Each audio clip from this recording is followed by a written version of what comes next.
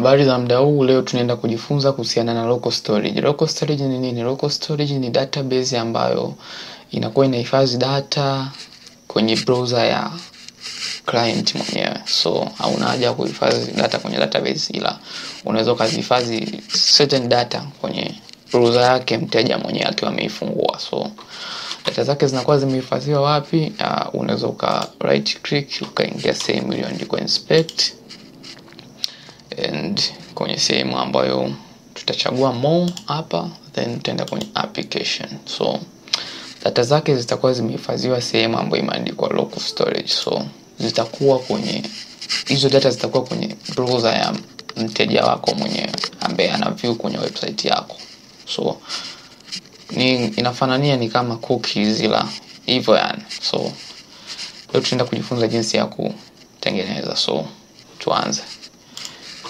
Kitu cha kwanza tutatengeneza file la HTML kama hiyo.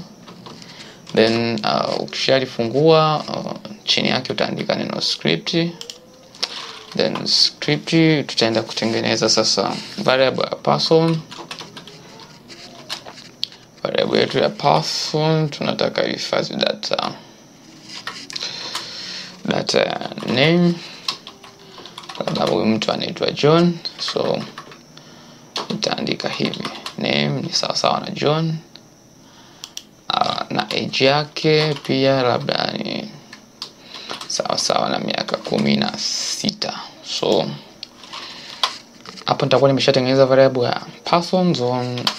Before hujaenda kuzisave inabidi uziconvert kwenda kwenye JSON format ili matunda tukazisave. So nitaandika person to JSON.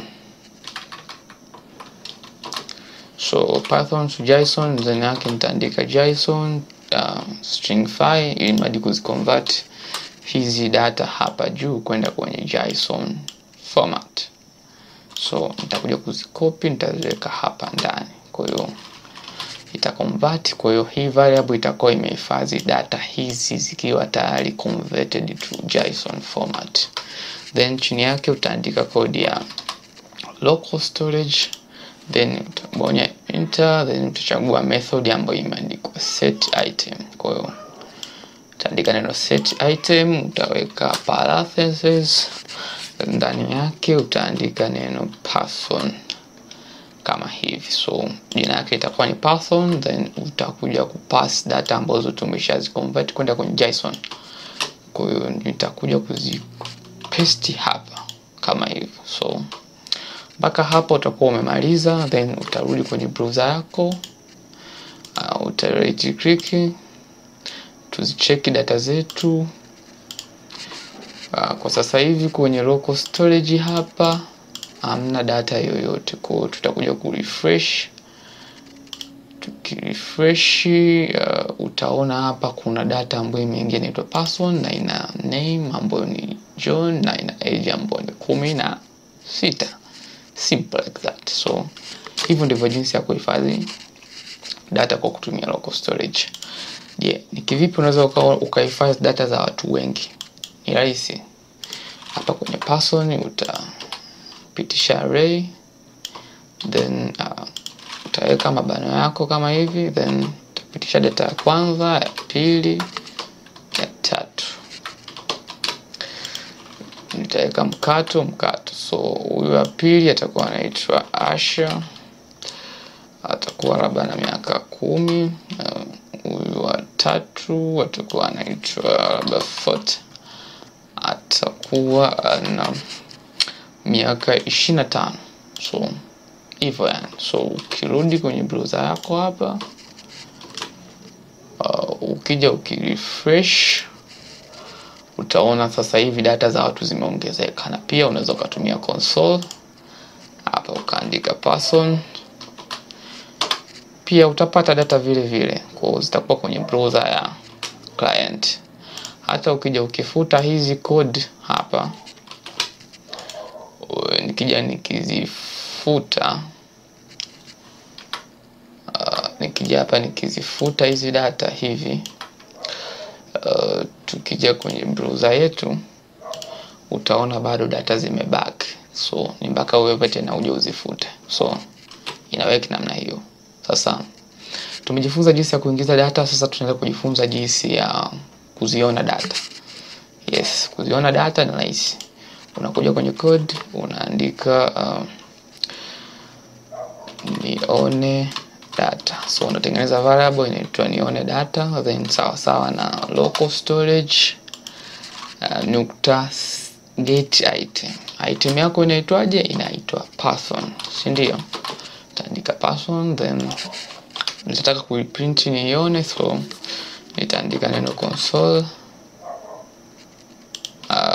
log, then nitaandika data zangu ni, then hapa mwishoni nitakuja kuweka hii variable yangu ya nione data. So nitakuja kuziona hapa data zangu. So kishamaliza nitarudi kwenye browser, refresh, nitakuja kuziona hapa data zangu ni, zitanionyesha data zangu zote. Kuna John, kuna Asha na kuna Fort. So hivyo ndivyo jinsi ya kuangalia data. Je, nikitaka kuupdate data nafanyaje? Simple. Tunaenda sasa kuongeza. Sasa hivi tuna user ngapi? Tuna user 3. Kuna John, Asha na Fort. Tunaenda kumuongeza mtu mwingine anaitwa nani? Angela. So tutakuja hapa, tutatengeneza variable inaitwa person. Itakuwa ni sawa na JSON, alafu utaandika neno path, then utaweka mabano, ndani yake utaandika local storage, then tutaandika get item, then tutaandika person. Sawa, nitaandika kwa herufi ndogo. So tunaenda kuzifetch zile data za mwanzoni kwanza. Tukishazifetch zile data za mwanzoni, tunaenda kutengeneza kitu kingine. Tunaandika python nukta push, tunaenda kuingiza data zingine. Sasa data ambayo ni nani? Tunaenda kumuingiza Angela. Kwa hiyo nitaandika hapa name, jina lake ni nani? Angela. Age yake ni ngapi? Ni 19. So simple like that. Baada ya hapa kinachofuata ni nini? Ni kuconvert sasa hizi data kwenda kwenye JSON format ili mali niende nikazi save upya. So nitatengeneza variable inaitwa person to JSON, then nitaweka sawa, nitaandika neno JSON, then ndani yake nitaandika string file, then nitakuja kupitisha neno person hili hapa juu. Kwa itaenda kuconvert data za mwanzoni na itaenda kuongeza data mpya, alafu itaenda kuziconvert kwenda kwenye JSON. Kisha convert, kinachofuata nini? Ni kusave. Kwa tutaandika tu local storage sawa na set item, then ndani yake tutaandika neno person, and mwishoni hapa tutaweka mkato, then tutaandika person to JSON.